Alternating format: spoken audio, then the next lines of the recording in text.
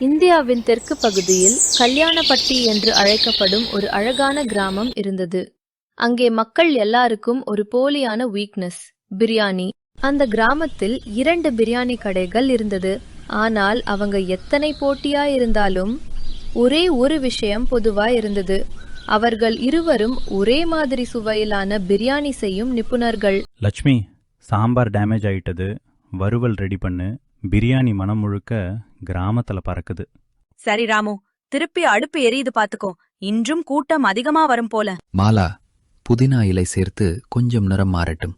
இன்று கஸ்டமர் அதிகம் வரணும். இன்றைக்கு நாமே மாற்றம் பண்ணணும், இல்லனா ராமுவோட கடை கூட்டமே குறையல.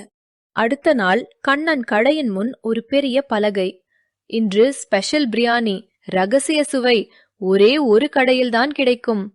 இதை கண்ட கிராம மக்கள், அட, ரகசிய சுவைனா போய் வாங்கலாம். அந்த நம்பிக்கையிலேயே பெரிய கூட்டமெல்லாம் கண்ணன் கடைக்கு போய்விட்டது. ராமு சந்தோஷமில்லாமல் பார்த்து கொண்டிருந்தான். லட்சுமி, நம்ம கடைக்கு ஏன் இப்படி கூட்டம் குறைஞ்சிருக்கு? இது நமக்கான பரிசோதனை. நாம சுத்தமா சமைக்கும் உணவுதான் நம்ம பலம். நாளைக்கு நீ யாரும் பார்க்காம கண்ணன் கடைக்கு போயிட்டு சாப்பிடு.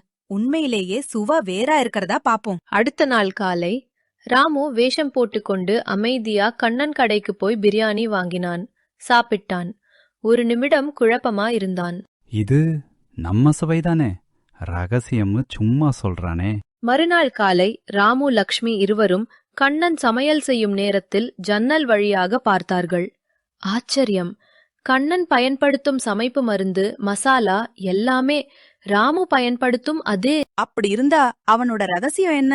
அது சில நாட்கள் ராமுவை தொந்தரவு செய்தது. ஆக இறுதியில் ராமு கண்ணனை நேரடியாக சந்தித்தான். கண்ணா, நீ எந்த ஸ்பெஷல் இன்கிரீடியன்ட் தான் போடுற சொல்லு.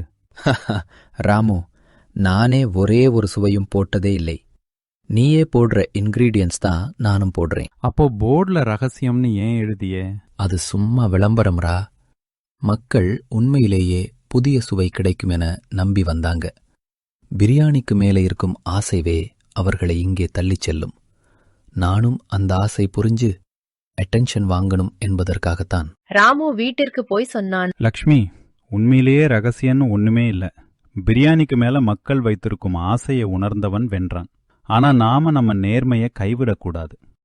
அதுதான் நம்ம உண்மையான ரகசியம். அந்த நாளிலிருந்து இரு கடைகளும் நல்ல போட்டியிலேயே இருந்தாலும் ராமுவின் நேர்மை காரணமாக அவன் மீண்டும் கூட்டத்தை கொண்டு வந்தான். பொருளில் இல்லை ரகசியம், மனநிலையில்தான் ரகசியம்.